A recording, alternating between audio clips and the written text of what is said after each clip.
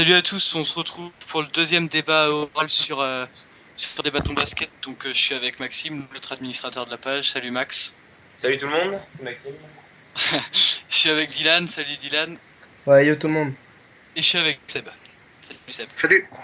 Alors Seb qui était déjà avec nous la dernière fois. Alors on va parler cette fois de... J'ai sélectionné 3 sujets pour vous, enfin avec Maxime. On va parler du titre de Most Improved Player. Merde, désolé pour mon accent. Qui sera donc...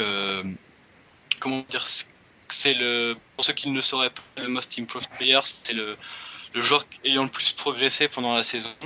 Ensuite, on va faire un petit focus sur Denver, parce que c'est une franchise quand même assez intéressante.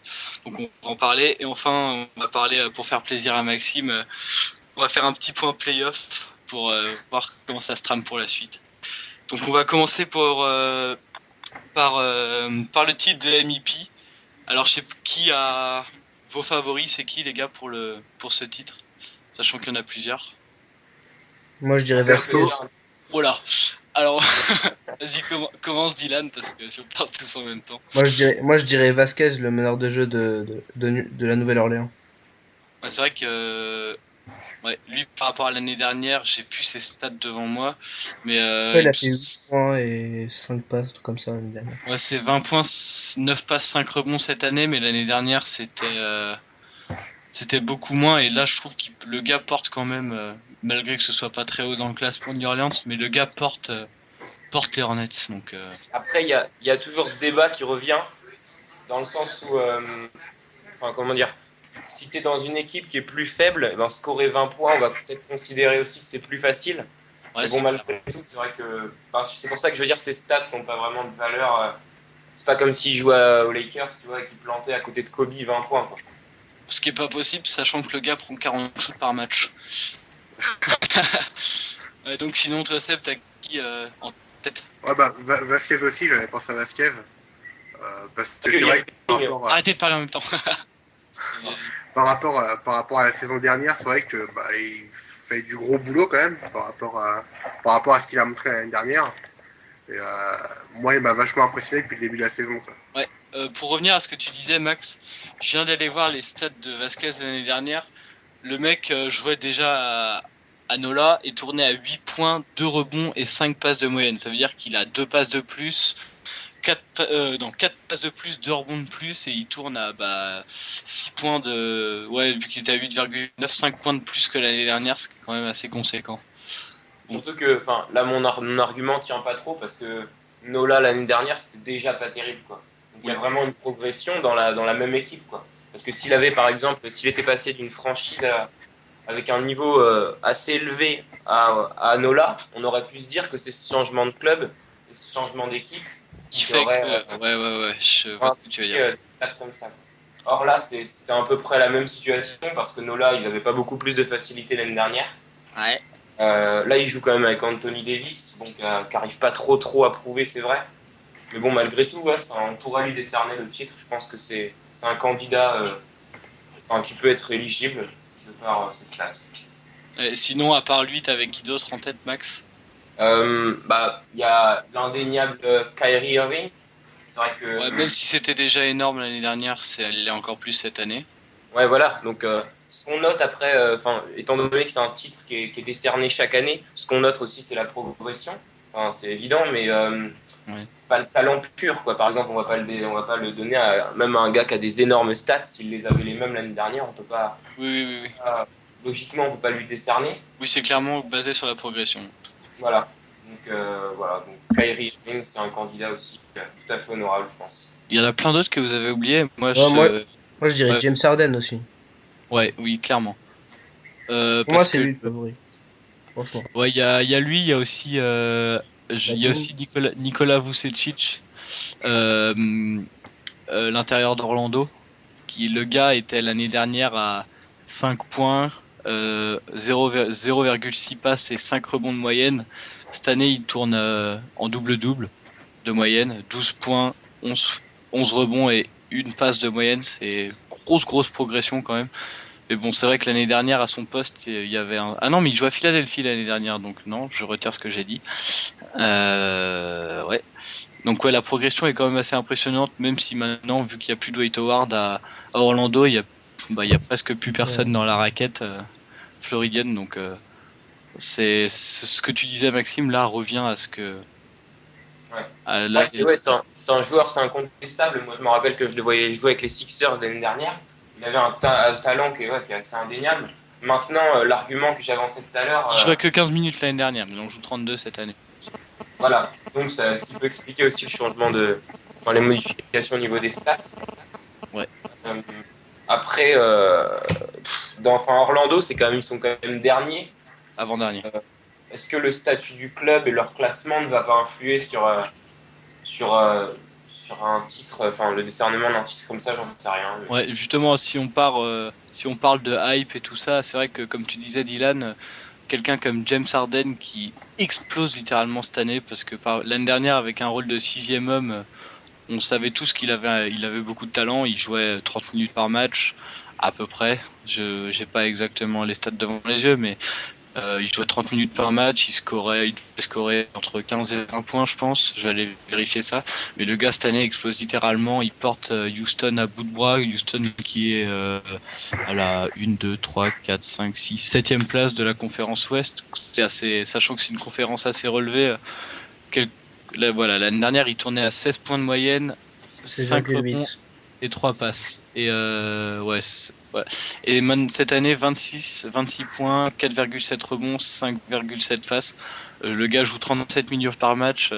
On voit clairement, enfin, c'était pas une perte de temps à Oklahoma City, mais avec le potentiel et le talent qu'on lui voit cette année, on peut penser que c'était peut-être une année perdue. Vous pensez pas qu'il aurait pu partir plus tôt justement d'Oklahoma Moi, City? je pense qu'il a pris de l'expérience à OKC en allant en finale NBA et tout. Moi, je pense qu'il Ouais. a une Ouais, bonne ouais. idée. Je suis tout à fait d'accord. Ouais. Je pense que c'est un parcours qui est assez intelligent, malgré qu'il ne choisisse pas forcément où il va, mais dans le sens où, ouais, voilà, en tant que 6e homme, bon, il jouait dans l'ombre, certes, de Durant, de Westbrook, et pourquoi pas d'Ibaka, mais malgré ça, c'est vrai, comme le disait, Dylan. oui, Dylan. Ça lui a permis d'acquérir de l'expérience, d'autant que, là, cette année, il a vraiment confirmé tous les espoirs attentes. Ouais. placés en lui, parce que quand même, moi, personnellement, sincèrement, je le voyais pas tenir. Beaucoup de gens. Il est 5e marqueur de la ligue quand même. Donc, Ouais, je pense que peu de gens le voyaient à ce niveau au début de la saison. S'il va en playoff, pour l'instant, Houston sont 7e avec 53,84% de victoire, donc c'est tout à fait honorable. Tu as des équipes que les Lakers, Portland qui sont derrière eux, même Dallas. Ouais. Donc ouais, c'est sûr qu'avec les armes qu'ils ont présentées cette année, les Rockets sont très bien débrouillés, avec un James Harden qui est vraiment bon, et donc du coup oui, c'est vrai que c'est un candidat aussi possible à ce titre de Most Improved Player. Après, il y a d'autres candidats. Je sais pas si vous aviez d'autres idées. Seb, tu pensais à d'autres personnes à part. Non, personnellement, non. Moi, j'ai une petite idée aussi. Vas-y. Joe Holiday. Ouais, mais c'était quand même déjà, même si c'était. Ouais, si, parce que ce que j'allais dire ensuite, Ouais, ça allait... il a 4 passes de plus. Ouais, 4,5 de place de plus, quoi. Ouais, c'est vrai. Mais ouais, j'avais pensé à. Bah non, du Holiday, j'y avais pas pensé. J'avais noté quelqu'un comme Batum, même si dans les stats, ça se ressent pas vraiment. Dans l'importance qu'il a pris au sein de l'équipe de Portland. Surtout les passes. Il s'est grandement amélioré au niveau des passes. Oui, clairement. Et comment. Putain, j'en oublie ce que je veux dire. Dans l'importance qu'il a pris dans le collectif de Portland, ben ça lui donne. Je sais pas comment dire ça, mais il prend. Ouais, non, j'ai du mal à m'exprimer. Mais enfin, vous avez compris ce que je veux dire globalement, parce que c'était l'année dernière un joueur qui n'avait pas, même son contrat le montrait, il avait pas un très gros contrat, il jouait pour Portland, c'était pas un role player non plus, mais c'était, enfin si, presque ça, alors que cette année il s'impose carrément comme, il est pas au même niveau que Lamarcus Aldridge, mais C'est toujours pas le leader qu'on pensait qu'il serait, quoi, parce que, il a quand même déclaré au début de saison vouloir être vouloir être un leader. Il n'a pas été Portland, l'a pas trade. Il voulait vraiment il a faire eu leur un gros contrat cette année. Oui, je sais, mais c'est pas le contrat qui fait Oui. ses stats. Par exemple, un Damien Lillard avec un Lamarcus Aldridge, est-ce que le départ de Batum, comment dire, détruirait les Portland Non, Blazers? mais ça affecterait, je pense, parce qu'il a justement ce que je revenais à ce que je disais tout à l'heure, il a quand même une certaine importance dans le collectif. Il tourne à 15 points, 6 rebonds et 6 rebonds et 4 passes de moyenne. 5 passes de moyenne, il a calé quelques triples doubles, même si par rapport à l'année dernière où il était à 13-14 points de moyenne, il a augmenté après passes où il en fait beaucoup plus, comme tu disais Dylan, il est quand même resté stable, mais son impact se ressent plus, je trouve, dans le collectif de Portland. C'est vrai qu'il mentionne bien que le Most Improved Player récompense, donc là je lis la définition, récompense le joueur ayant le plus progressé par rapport à l'année précédente sur la base des statistiques individuelles. Donc Oui, ça c'est se pas le joue cas pour vraiment sur. Oui. Voilà, donc ça se joue. Enfin, s'il y a un écart, par exemple, par exemple, si c'est lui qui va prendre la dernière balle en fin de match, ben ça, ils vont pas le compter, quoi. Même si, par exemple, Bah, c'est justement le genre de truc qu'on retrouve chez Nico Batum qu'on ne voyait pas l'année dernière. voilà, mais ça, je veux dire, s'il n'y a pas d'amélioration dans les stats, eh ben, sa candidature sera fragile, quoi, parce que Ouais. voilà, il n'aura pas finalement assez progressé dans ses statistiques, soit ses passes, même ses points, parce que je sais qu'il se fait. Enfin, maintenant, entre Lillard, Aldridge et tous les autres, c'est vrai que c'est une équipe quand même qui score beaucoup, un peu de partout, quoi. Il y a pas mal de joueurs qui scorent. Et par conséquent, c'est pas facile pour lui d'améliorer ses stats d'année en année, même si son rôle, j'en conviens, s'améliore. Et donc, on va finir là-dessus. Enfin, on va pas tarder à finir là-dessus. Comme dernier candidat à ce titre, il y a aussi un certain Paul George qui explose depuis le début de la saison.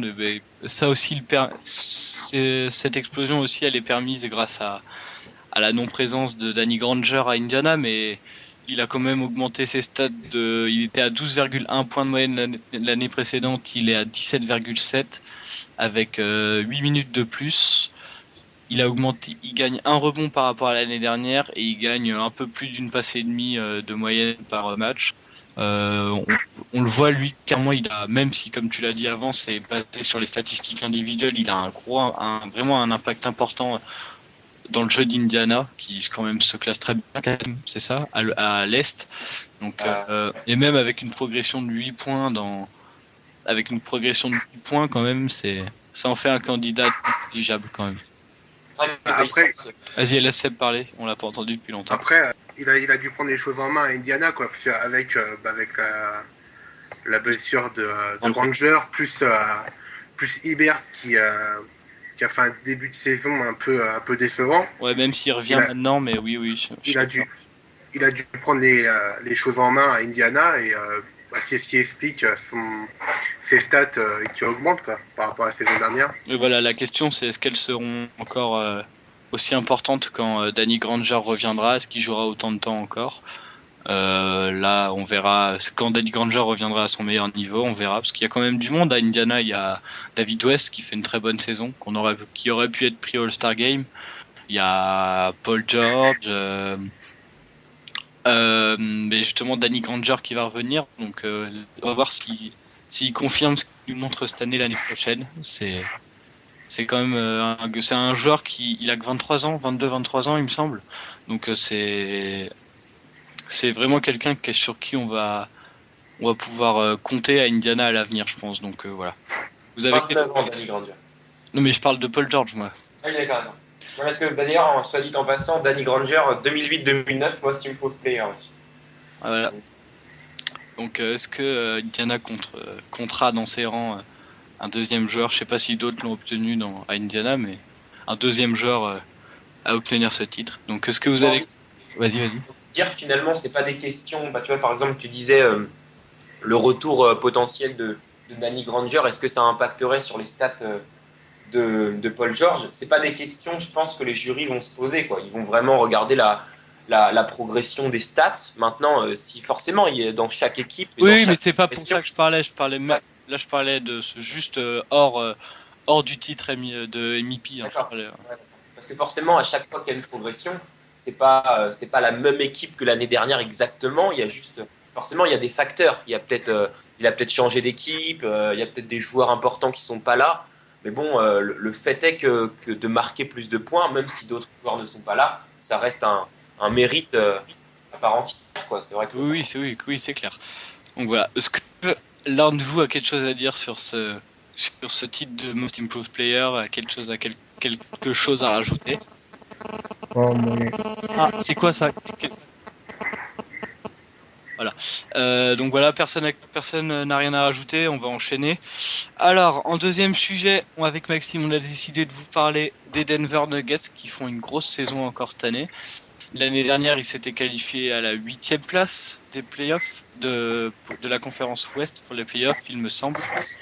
Et cette année, ils sont à la 4e place. On a un collectif vraiment solide. Ils sont 4e, 64,70% de victoires, 33 victoires pour 18 défaites. Seulement 3 défaites à domicile pour Denver. C'est vraiment solide. On a un bel effectif. Donc, quelqu'un a quelque chose à dire sur cette équipe? Déjà, moi, je voulais insister sur le fait que, outre, c'est vrai que moi, je les ai vus jouer 2-3 fois cette saison. C'est vrai que le collectif est assez impressionnant parce que on a vraiment des joueurs de talent, beaucoup de joueurs de talent. Et aussi, c'est une vraie homogénéité, quoi. Par exemple, là, si on prend l'exemple du match contre les Cavaliers, donc ils ont remporté 111-103, on a 8 joueurs à plus de 10 points. Donc on a par exemple Gallinari à 19, Farid à 17, Koufos à 10, Igodola à 14, etc., etc. Et ça, je pense que c'est vraiment important parce que dans le sens où ça limite l'impact d'une blessure sur une équipe, quoi. Par exemple, admettons qu'un des joueurs se blesse ou soit inapte pour un match, on peut se dire que d'autres peuvent prendre la relève, d'autant que leur banc est assez conséquent aussi. Oui, parce Et que donc, finalement, c'est une homogénéité qui peut leur permettre de peut-être faire quelque chose en playoff, quoi. Pourquoi pas. Peut-être même moi, beaucoup me disent que non parce que on voit sur la page, j'avais fait justement un débat sur ça il y a pas très longtemps. Du coup, je demandais est-ce que Denver peut faire quelque chose en playoff et même éventuellement pouvoir espérer aller choper le titre NBA. Beaucoup m'ont dit non parce que justement à Denver, il n'y a pas de franchise player. Mais est-ce que quand tu as un effectif comme ça avec des gars comme Danilo Gallinari, Corey Brewer, Wilson Chandler, Farid, Tyler Lawson, Koufos, Mozgov, André Miller, même Javal McGee, parce que même chaque a beau se foutre de sa gueule à longueur de journée, c'est quand même un joueur qui garde une certaine importance dans cet effectif. Et justement, quelqu'un comme André Iguodala, justement, est-ce qu'on peut pas considérer Iguodala comme le franchise player de Denver? Non. Non, moi je suis pas d'accord. Pour moi justement, il est défensivement, c'est un monstre. Iguodala, défensivement, c'est un monstre. On l'a vu lorsqu'il joue à Philadelphie, il est capable de prendre les shoots, les shoots qu'on doit prendre. On l'a vu aussi, il a été sélectionné dans le Team USA pour les JO, donc c'est quand même un gros joueur. Donc, est-ce que vous considérez, vous, Max et Seb, que Iguodala est le franchise player de Denver? Moi, personnellement, je pense qu'au contraire, Denver, je pense, marche mieux sans avoir de franchise player en fait. Enfin, Oui, voilà, ouais, moi aussi, je suis complètement d'accord. Qui se disent, je suis la pièce maîtresse de l'équipe et tout tourne autour de moi et puis je vais essayer de faire gagner l'équipe. Je pense que l'équipe marche bien parce que tout le monde s'entend et que par exemple, c'est pas comme aux Lakers où on sait que c'est Kobe la pièce maîtresse des Lakers et que tout tourne autour de lui, quoi. Et justement, le fait que ça marche pas du côté des Lakers, c'est justement que des gars comme Dwight Howard ou Steve Nash, encore Steve Nash, ça se ressent moins, mais quelqu'un comme Dwight Howard qui était le centre d'Orlando, autour de lui, il y avait quasiment personne, se retrouve derrière Kobe entre guillemets. C'est justement ça qui fait que ça marche pas. Donc voilà. Donc toi, tu voulais réagir aussi, Mac, j'ai entendu. Ouais, c'était pour répondre à ta question. Je pense que Iguodala, non. Enfin, pour moi, ce serait pas. Iguodala. Ouais, on peut pas considérer ça comme un franchise player parce qu'il porte pas l'équipe. Par exemple, on peut très bien avoir. Enfin, moi, je me réfère souvent pour savoir si c'est le franchise player ou pas, un joueur. Je me réfère souvent au fait de qui prend le dernier shoot. Or, c'est pas forcément Iguodala. Je sais que Ty Lawson peut très bien finir un match sur un buzzer. Gallinari l'a fait. Après, c'est même possible de donner le ballon dans la raquette. Ivan Fournier. McGee, j'en suis pas sûr. Bah, il ne faut pas de la mettre dans son panier, donc ce sera. Oui. Mais en tout cas, pour dire que c'est vrai que en plus, moi qui fais du basket, je pense que c'est une vraie qualité d'avoir plusieurs bons joueurs plutôt que d'avoir un très bon joueur. C'est que, si on se met dans l'esprit des adversaires, défensivement, admettons un match est serré, il reste par exemple. Oui, il n'y a pas de focus, par exemple, comme tu vas pas directement cadrer quelqu'un comme Kevin Durant ou LeBron James. Voilà, exactement. Voilà. À Miami, c'est pour ça que ça pose pas. Miami, non, parce qu'ils ont quand même 3 bons joueurs. Mais avant les Lakers, par exemple, on était presque sûr que c'était Kobe qui allait prendre le dernier shoot. Et donc, finalement, ils pouvaient faire des prises à deux, quitte à laisser Steve Blake tout seul. et ils peuvent se dire, voilà, lui, il n'aura pas les Coranes, il va pas shooter. Et donc, du coup, donc c'est vrai qu'un shoot qui peut partir de n'importe où, c'est vachement déstabilisant pour les adversaires. Et c'est pour ça, je pense qu'en plus d'un banc important, je pense que les Denver Nuggets peuvent faire quelque chose en playoff. Est-ce que pour vous, c'est l'équipe la plus complète de NBA au niveau de l'effectif? Oui. Peut-être quand même. Ah si, moi je trouve franchement. Il y a beaucoup d'équipes quand même qui ont un gros effectif. On regarde. Pas aussi gros. San Antonio, c'est quand même assez impressionnant. Parce que, attends, t'as des gars comme Tony Parker, Tim Duncan, Manu Ginobili, Dejuan Blair, Matt Bonner, Boris Dio, même si ça se voit pas dans les stats, souvent son plus-minus c'est quand même assez élevé. Danny Green, il y a Stephen Jackson qui est loin d'être mauvais, Kawhi Leonard, Gary Neal, même si c'est pas trop, même si cette année c'est en dessous. Et encore quelqu'un comme Thiago Splitter, donc c'est l'effectif des Spurs est pour moi encore plus impressionnant que l'effectif de.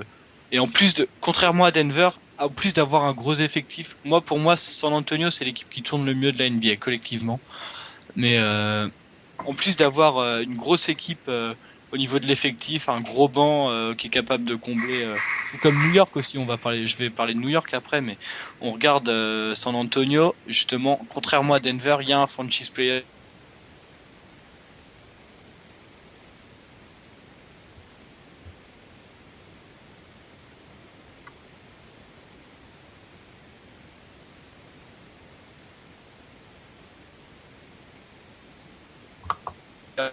Mais tu vois, souvent, les vrais franchise players comme moi je les conçois, ils sont souvent dans les équipes un peu plus faibles. Dans le sens où, par exemple, chez les Spurs, pour moi, il n'y en a pas, quoi. C'est pas. Même si, voilà. Même si c'est. Même si est peut pas. au-dessus, Oui, voilà, c'est un. pour moi, quand même, Tim Duncan peut très bien prendre le dernier shoot. Bon, il vieillit, mais ça reste vrai, quoi. Entre Ginobili, Duncan, Parker, Miami. Ça m'étonnerait que tu vois quelqu'un comme. On verra pas si Décolo on l'a vu, mais c'est pas le dernier shoot que quelqu'un doit prendre. Tu verras pas quelqu'un comme Jackson ou comme Leonard prendre le dernier shoot à San Antonio. Voilà, le vrai franchise player, comme la définition l'entend, pour moi c'était un LeBron à Cleveland ou presque même un Irving à Cleveland. Oui, c'est ça, Donc voilà. Et vous les voyez aller jusqu'où Denver pour finir là-dessus? Playoff? Moi je les vois. Oui, je les vois passer le premier tour. Et finir au premier tour, ça veut dire qu'ils ça va passer le premier tour et aller en demi de conférence et puis pas plus loin, je pense. Ouais, après se faire taper par OKC, quoi. Moi aussi, je pense ça. Ouais, moi, je les vois bien les faire chier. Peut-être. Après, ça dépendra du classement en finale de la conférence Ouest et de qui taperont au premier tour et en demi-finale de conférence. Mais il y a moyen d'aller faire chier OKC en finale de conférence. Après, ça me paraît dur d'aller chercher OKC pour aller jouer la finale NBA contre sûrement Miami ou New York qui arrivera de l'Est, mais je pense qu'ils peuvent aller emmerder pas mal de monde. C'est un peu comme Boston, c'est une équipe qui arrive à chaque fois qui est assez difficile à jouer en playoff. Donc, faut quand même faire attention parce que malgré que ce soit une bonne équipe, c'est vrai que la conférence Ouest elle est assez relevée. Et on a par exemple, là le classement actuel, Denver 4e, Memphis 5e. Et on peut se dire que la position de Denver-Memphis, c'est une position. Quoi, parce que clairement, Memphis, Bah, c'est une des plus belles affiches possibles en playoff. Enfin, au niveau conférence. Ouais, c'est vrai que c'est une belle affiche. Donc voilà. Quelque chose à rajouter sur les Nuggets? Bah, aussi, on peut parler, faire une petite parenthèse sur notre petit français, quoi, Evan Fournier, qui Ouais. au départ était censé. Enfin, je me rappelle, j'ai avoir vu des déclarations du coach qui disait que. George Karl. Ouais, voilà, George Karl qui disait que finalement il n'aurait pas forcément sa place. Et il a réussi à prouver par petit laps de temps qu'il pouvait avoir sa place. Donc, Bah, justement, en parlant de George Karl, il a déclaré récemment, je sais plus où j'ai lu ça, sur Busa ou sur quelque chose comme ça, que justement, à l'avenir, dans quelques matchs, quelques mois, enfin, dans le futur, Evan Fournier aurait sa chance de prouver ce qu'il vaut. Il aura du temps de jeu en plus et c'est là qu'on verra s'il est capable d'apporter quelque chose dans cet effectif. Moi, je pense que oui, c'est vrai. On le voyait à Poitiers. Hein, c'est un bon joueur. Il aurait pu faire peut-être rester une année en Europe ou en France, aller dans une grosse équipe européenne en Euroleague pour encore se forger un peu plus pour arriver dans la ligue en NBA. Mais je pense qu'il est capable. On l'a vu sur quelques matchs. Il est capable d'apporter sa pierre à l'édifice et de gagner en temps de jeu. De gagner en temps de jeu à l'avenir. c'est vrai enfin, pour l'avoir vu jouer à quelques reprises, enfin pas avec Poitiers, mais avec Denver, c'est quand même quelque chose d'autre. Enfin, il a un style qui est bien à lui. Il a un shoot qui est respectable. Après, il a une bonne protection de balle. En pénétration, il est plutôt bon. Je pense il peut se démarquer parce il est différent. Il a un style propre à lui. Et franchement, je pense qu'il peut donner quelque chose en NBA. Oui, Quoi. Il a un bon style qui s'adapte à l'NBA. oui, et justement, comme on disait, dans une équipe comme Denver, où il y a pas, où l'effectif est large et il n'y a pas comme dans une équipe où tu as à Miami ou un arrière comme Dwayne Wade et tu pourras pas voir même quelqu'un comme Ray Allen lui prendre sa place. Là, il peut clairement, s'il monte de bonnes choses, au fur et à mesure, faire son petit bonhomme de chemin et arriver peut-être à une place de titulaire à l'avenir. Au contraire, moi je Il a pense un pas peu qu'à Denver il pourra pas. Bah, ça dépendra de justement comment il exploite le temps de jeu qu'on lui donne. Il n'a pas joué la nuit dernière. Ce qu'il va jouer cette nuit contre Boston, je sais pas, ça m'étonnerait. Donc voilà, ce que tu viens de dire, Dylan, on le verra en fonction. Ce qu'il arrivera à faire son trou à Denver, ce sera en fonction de ce qu'il arrivera à montrer. Ce qu'il arrivera à montrer en fonction de du temps de jeu que lui donne George Karl, et ça, bah, ça c'est personne ne peut le prédire vraiment. Donc voilà, dira. exactement. Bon, on va partir sur le dernier sujet de ce débat. Belle transition. Belle transition, ouais, je sais que je suis un putain de transistor. On va rester sur le basket, je pense que. Ouais, parce que le français, non, c'est ça. Bon, on va faire un petit point pour la course au playoff. Alors, je vais vous rappeler les classements. À l'ouest, on a San Antonio qui est premier, suivi d'Oklahoma City, les Clippers, donc comme on en parlait, Denver, Memphis 5e, Golden State en pleine chute libre en ce moment, Houston, Utah, Portland, là ça va se battre pour les playoffs. Ensuite on a les Lakers, Dallas, Minnesota, Sacramento, New Orleans et Phoenix. Et à l'est on retrouve Miami, New York, Chicago, Indiana, Brooklyn, Atlanta et Boston, non Boston et Milwaukee pour les 8 places qualificatives pour les playoffs. Et ensuite ça suit avec Philadelphie, Détroit, Toronto, Cleveland, Washington, Orlando et Charlotte. Alors on va commencer par justement à l'ouest, il y a une grosse concurrence pour les dernières places qualificatives entre Portland qui se classe 9e avec un bilan de 50% de victoires, 25-25, Utah qui se classe 8e avec 28 victoires, 24 défaites avec 2 matchs de plus, et le même bilan pour Houston, et même Golden State qui est en train de descendre, et les Lakers qui sont en train de remonter. Quand on regarde leur pourcentage de victoire à 47%, qui vous voyez de ces 4-5 équipes qui vous voyez prendre ces 7-8e places en playoff à l'ouest? Bah, enfin, moi personnellement, je pense que Portland ont quand même un effectif. Enfin, Houston aussi, c'est vrai que Houston avec James Harden, on en parlait tout à l'heure, Jeremy Lin et tous les autres, c'est vrai peuvent pour moi conserver leur place. Ils vont le faire, je pense. Ouais, il y a Houston, il n'y a pas que. Il y a Parson, Oui, Erastic, non, oui, il y a du monde. oui, non, mais c'est, enfin, je vais pas faire Oui, tous oui, les. oui.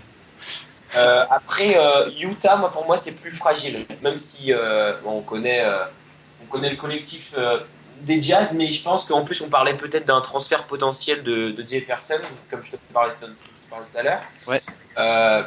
S'ils le perdent, là, c'est vrai ils peuvent chuter, quoi. Maintenant, Dallas, je pense que c'est fini. Les Lakers, c'est possible encore. Les Lakers, c'est vrai que beaucoup de gens disent que c'est possible, ils vont se rattraper. Et au final, on est quand même à 51 journées et 51 matchs, et donc ils sont qu'à 47% de victoire. Ah, mais Pour moi, on sait justement que avec un gars comme Kobe qui, je pense, là, en vue de ce qui se passe actuellement, la 8e place est largement accessible. Ça m'étonnerait qu'un gars comme Kobe accepte au niveau de son orgueil de ne pas faire les playoffs justement et de se retrouver relégué à une 9e ou 10e place. Donc je vois bien une grosse réaction d'orgueil de la place des Lakers, de la part des Lakers pour aller chercher une 8e ou voire une 7e place. Donc oui, mais dans ce cas, au dépend de qui, quoi, parce que s'il y en a un qui monte, il y en a bah, forcément qui descend. bah justement, Portland, ça me paraît fragile quand même encore. C'est assez irrégulier. Les résultats de Portland, ils sont capables de gagner contre des grosses teams, on l'a vu, mais on a aussi vu, pas beaucoup, mais quelques contre-performances. Par exemple, Portland a été gagné à Denver, Portland a été perdre à Sacramento. Portland, ils ont été gagnés à New York, c'est pareil, ils ont perdu quand il n'y avait pas encore Rudy Gay, Toronto, ce qui était donc ça reste inégal. L'effectif il n'est pas extraordinaire, mais il est quand même pas mal. Lamarcus Aldridge, Nicolas Batum, Damian Lillard, je pense, ça fait un Big Three tout récent. Après, t'as des gars comme Wes Matthews, Ronnie Price. Voilà. Ixon, T'as dit quoi, Dylan? Ixon, je crois aussi. Ouais, Ouais, DJ Exxon. ouais. Gigi Hickson, ouais. Donc ça me paraît un peu fragile. Je les vois bien terminer à une décevante 9e place, même si moi, c'est tout le mal que je leur souhaite d'arriver à choper une place pour les playoffs et que notre Nico Batum national arrive en playoffs, mais ça me paraît difficile. C'est l'équipe qui, ouais, c'est vrai que Utah et Portland, ça me laisse sur, je sais pas trop où me placer vis-à-vis de ces deux équipes-là. Moi, je Bah, je pense que pense que là, Vas-y Dylan. je pense que c'est les deux équipes, moi, qui vont pas aller en playoff, je pense. Je pense que ça va être les Lakers et Et tu vois Houston. justement Houston et les Lakers, ouais, ouais, c'est vrai. Et toi, Seb, qu'est-ce que t'en penses? Moi, au vu des derniers résultats des Lakers, bah, je pense que ouais, ils vont se qualifier, ils vont prendre la 8e place, voire la 7. Hein, Sauf s'ils jouent parce que, contre Boston. parce, non, parce que à la vue du classement, quand même, entre la 7e et la 10e place, ça se joue à 3 matchs. Ouais. Et ça se joue sur 3 matchs. Même Houston n'est pas à l'abri de. Ah, même Golden State des n'est pas à l'abri. La seule équipe qui est vraiment à l'abri, même si Ouais, c'est Memphis. Hein. Parce que Memphis c'est quand même un solide collectif, mais on regarde les dernières performances de Golden State, ça reste quand même. On l'a vu sans Stephen Curry, c'était un peu fragile. Les dernières performances, ça reste sur 5 victoires, 5 défaites de suite. Quoi. tout en sachant quand même que Memphis a 2 à 3 matchs de moins que les équipes qui sont derrière elle. Quoi. Oui, c'est vrai. Mais Donc, oui, Memphis, je pense que c'est la seule équipe dans celle qu'on a parlé qui est vraiment capable, qui est vraiment à l'abri de tout changement de. Même si Golden State devrait faire les playoffs, Golden State n'est pas vraiment à l'abri. On peut croire à un retour de Dallas. Après, ce qui est en dessous, à partir de la 12e à la 15e place, c'est-à-dire Minnesota, Sacto, Nola et Phoenix, c'est mort et enterré. Mais Dallas, les Lakers et Portland, qui sont les 3 équipes poursuivantes pour ces places de playoffs, pour moi, c'est pas fini. Même Dallas, ça reste un peu faible. Enfin, c'est pas régulier du tout. Donc c'est clairement possible pour Dallas, mais c'est pas inenvisageable. Donc oui, vas-y. Excuse-moi, je t'ai coupé, donc continue. Ouais. Donc si t'as à qui tu veux t'adresser à moi? Non. non à Seb. non, sinon, ouais, pour moi même Dallas, ça commence à être mort quand même. Oui, c'est vrai. Bah, c'est Parce que difficile à dire. ça commence à se détacher un peu, quoi. Et Quoique, ils ont un match de moins que les Lakers. Quoi, donc, Ouais, ils sont à on 44 sait jamais. victoires. Ouais, on sait jamais. Je voudrais faire une petite précision quand même, c'est de dire que bon, bah, on sait qu'il y a 82 matchs cette année dans la saison régulière. Et donc, je pense qu'on refera donc des débats oraux. Et si on refait un petit point playoff comme ça, je pense qu'on pourra être plus précis et plus incisif dans nos. Bah, plus ça va, plus la saison avance, plus. Voilà, parce que là, on est quand même. Enfin, là, on se fiche quand même. On est en On est à train peu près à la de débattre saison, sur le oui. fait que ce sera 7, 8, 9e, 10e qui vont se partager les places, alors qu'un 5e peut encore tout à fait tomber, quoi, malgré que ce soit peu probable. Parce qu'une dynamique, bon voilà, la probabilité, ça reste faible. Mais bon, malgré tout, on n'est pas à l'abri de surprise. Je veux dire, dans l'une des deux, que ce soit à l'ouest ou à l'est, on peut avoir une équipe qui chute, une autre qui remonte et fait un comeback incroyable. On l'a déjà vu à plusieurs reprises. Surtout que dans l'approche des playoffs, on a un niveau de jeu qui se hausse. Et surtout pour ça, à tes souhaits. Surtout... c'est moi, désolé. Pas de problème. Surtout pour certaines équipes, on le voyait, comme Boston. Hein, tout le monde, on va me dire que je ramène tout le temps tout à Boston, mais c'est l'exemple parfait pour ce que disait Max. Boston qui était en déclin total ces derniers temps, capable d'enchaîner 6 victoires et de reprendre 7 défaites dans la gueule d'affilée. Là, on revoit que Boston, depuis la blessure de Rondo et Sullinger, reste sur une grosse pente ascendante, un collectif bien rodé, et on le voit encore, 6 victoires d'affilée. Boston en Lakers, on sait très bien que des gars comme Paul Pierce, comme Kevin Garnett ou même Jason Terry sont des gars qui, à coup sûr, vont élever leur niveau de jeu, et l'équipe n'aura plus le même impact à l'approche des playoffs, même en playoffs.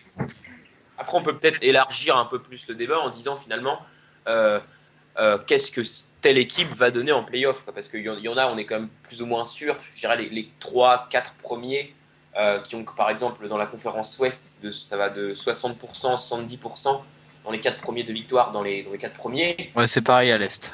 Ceux-là, on est plus ou moins sûr, quoi. Donc, ah oui, non, qu'est-ce que je veux dire? Non, c'est à l'Est, c'est ce cas-là. Oui, à l'Est, c'est à peu près, ça va de 64 à 76. Et donc, finalement, eux, ils sont plutôt sereins.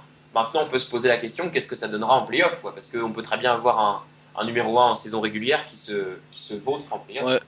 Je vois, quoique San Antonio nous a montré les saisons précédentes que il me semble que les 2 dernières années, San Antonio était premier ou deuxième. Deuxième, il me semble, l'année dernière. Ça a fait demi-finale de conférence. C'était premier il y a 2 ans. Je suis plus sûr du tout. Hein. Je crois que c'était premier il y a 2 ans. Il y a 2 ans premier. Il y a 2 ans premier, et ils se font taper par Memphis. Au premier tour, ouais, voilà. Donc, et l'année dernière, ils sont deuxième, il me semble, et ils perdent en finale de conférence contre Oklahoma. Ah, c'était en finale de conférence? Ouais, pas sûr. contre Oklahoma. Ouais, donc après rien n'est sûr, mais donc, je vois mal des équipes comme Miami se faire taper au premier ou deuxième tour. Je vois mal des équipes comme New York se faire taper au premier ou deuxième tour. Après, même Chicago, lorsque Derrick Rose sera revenu, on sait très bien que Chicago avec Derrick Rose, c'est plus du tout la même chose. On l'a vu les années précédentes. Hein. Chicago avec Rose, c'était un prétendant majeur au titre. C'était avec un Rose MVP, alors que Chicago sans Derrick Rose, c'est l'année dernière demi-finale de conférence. Même si ça reste une grosse équipe, avec Rose, c'est plus la même histoire. C'est vraiment. Ouais, mais attention quand même, parce que c'est pas un simple ajout, quoi. Je pense que c'est plus complexe que ça. Oui, c'est clairement plus complexe que ça. Une dynamique, s'ils ont pris une dynamique sans lui, avec des automatismes qu'ils ont dû réapprendre, et ben s'il redébarque comme ça en playoff, il peut y avoir une petite période d'adaptation. Oui, mais justement, il redébarque pas en playoff. Son retour est prévu pendant peu de temps, il me semble, après le All-Star Weekend. Donc ce sera d'ici un peu moins d'un mois ou un peu plus d'un mois, je sais plus. Et du coup, Chicago serait vraiment capable de se remettre en route, de s'adapter au retour de son franchise player et de faire très très mal en playoff. Après, des équipes que moi, Brooklyn, 5e place à l'Est, c'est instable. Après, c'est ce que j'allais dire. J'allais dire, je sais pas ce que vous en pensez les gars, mais moi perso, Brooklyn, je les vois s'effondrer. Par exemple, Brooklyn, ça voudrait dire que premier tour, ça taperait Indiana. À mon avis, Indiana beaucoup plus solide que Brooklyn. Ouais, je suis d'accord. Je vois mal. Rien à ajouter. Ouais, moi non plus. Non, mais Brooklyn, ouais, je sais pas si vous avez quelque chose à dire, mais Brooklyn, c'est l'équipe la plus instable. Ils sont capables de faire des grosses, de gagner beaucoup de matchs dans une certaine période, et on l'a vu quand Avery Johnson s'est fait virer, ou à ces moments-là, ils sont capables de gagner beaucoup et de perdre beaucoup. Donc même si là il se classe avec 58% de victoires, 29 victoires, 29 victoires, 21 défaites. Ça, sur le papier, ça peut paraître solide, mais Le basket, c'est pas à vous que je vais l'apprendre, mais ça n'a jamais été une question de talent, quoi, mais plus de régularité, de constance. oui. Et donc, par conséquent, c'est vrai que voilà, s'ils stallent en playoff sur 5 matchs, voilà, ils sont dehors, quoi. Moi, je les vois pas tenir 7 matchs face à Indiana. Moi non. non plus. Je pense que personne, à part les fans de Brooklyn, que je salue, mais je vois pas Brooklyn tenir une série, même face à Boston ou face à Chicago. Hein, ça me paraît impossible excusez-moi, pour Brooklyn. Ensuite, on voulait parler avec Maxime tout à l'heure de Golden State, qu'on annonçait comme un outsider au début de la saison, et on voit c'est un peu plus fébrile en ce moment. 5 défaites de suite pour les Warriors, donc est-ce qu'il y a encore quelque chose à espérer du côté de Golden State? En playoff, non. En playoff, ouais, même s'ils ont quand même un bel effectif, hein, ils ont une belle base avec David Lee, Stephen Curry et Donc on est reparti donc pour le débat, c'est parce qu'on a eu un petit problème de connexion avec Joevin, donc il va être absent pendant la fin de ce débat. Donc on parlait justement de Golden State. Donc ils ont eu une décadence, c'est vrai qu'on les a vus, là ils ont enchaîné 4 défaites de suite. Je sais pas ce que vous en pensez les gars, mais c'est vrai que c'est assez inquiétant, quoi. Surtout qu'on arrive dans une période où faut tenir la route, quoi, pour les playoffs. Bon, c'est juste une perte de morale. Moi, je pense que ça va revenir. Tu penses? Ouais, oui, j'en suis persuadé.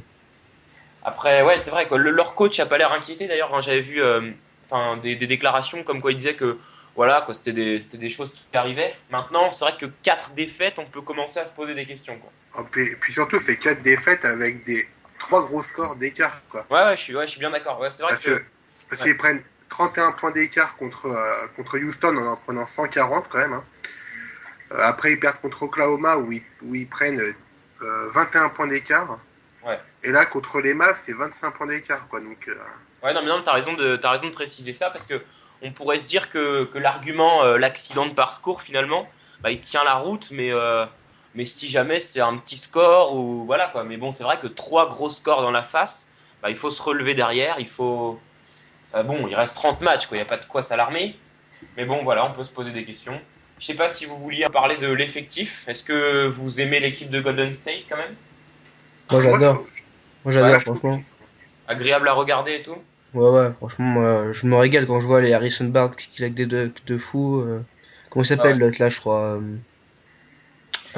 J'ai lâché son nom, là, le arrière, comment il s'appelle? Curry? Non, pas Jared? Curry, l'autre. Jack? Non, le titulaire, le rookie. Klay Thompson? Ouais, Brandon Klay Thompson, voilà. Thompson. Lui aussi. Ouais, c'est vrai que lui, il m'avait un peu. Enfin, il a un ego quand même assez surdimensionné. Parce que tu sais, quand il était arrivé en NBA, il avait déclaré qu'il était aussi fort que Manu Ginobili, quoi. Et donc, depuis, il m'avait fait un peu rire. Mais ouais, c'est vrai qu'il est quand même. Entre son shoot à 3 points, il est assez rapide. Ouais, c'est vrai que c'est pas mal. Ouais. C'est un bel effectif, quoi. Et en playoff, vous pensez que ça pourrait donner quelque chose aussi, cette équipe-là? malheureusement, non. Je pense pas, non. Non. Je pense que ça passerait même pas le premier tour, quoi. Ah ouais, pourquoi? Ça dépend pas. Malheureusement, ouais, après, ouais, ça dépend. Comme dit Guylaine, ça dépend contre qui, quoi. Ouais, bien sûr. Mais bon, là, attends, ils sont. Attendez, si je me gourre pas. Ils sont 5. 5. Ouais, donc, bon, si on part de maintenant, ils Denver. tomberaient contre. Ah, 6. Non, ils sont 6. 6. Ils tomberaient contre les Clippers, quoi. C'est vrai que, ouais. C'est pas évident. Ça serait un peu chaud, quoi. Les Clippers, on arrive, ils seront pétés, c'est sûr. Ouais, c'est vrai. Ouais, c'est vrai que. T'as pas à dire, franchement. Bah, le problème, c'est que ils tombent 6e, ils tombent contre les Clippers, ça serait difficile. Ils tombent 5, ils tombent contre Denver, ça serait difficile aussi. En fait, toutes les positions qu'ils peuvent prendre, ça serait un peu difficile pour eux, quoi. Mais il y aurait une petite chance contre Denver, je pense, quand même. Une petite chance. Ouais. C'est vrai que le match serait, je pense, déjà plus équilibré, quoi. Ça, deux équipes, quoi. Enfin, c'est vrai que en NBA, deux équipes très offensives, surtout. Ouais. Bah, Denver défend quand même sacrément bien, quoi. J'ai vu un de leurs matchs l'autre fois, et c'est peut-être d'ailleurs là où, enfin, le point faible de Denver, de Golden State en ce moment, comme le disait Dylan, c'est ça, qu'ils ont encaissé beaucoup de. Non, c'est Seb qui disait ça. Seb, excuse-moi. Ouais, donc ils ont encaissé beaucoup, et donc voilà, on peut se poser des questions, quoi. Voilà. Donc, je sais pas si vous avez des choses à rajouter sur le cas de Golden State, leur effectif, leur saison. Non, moi j'ai rien à ajouter.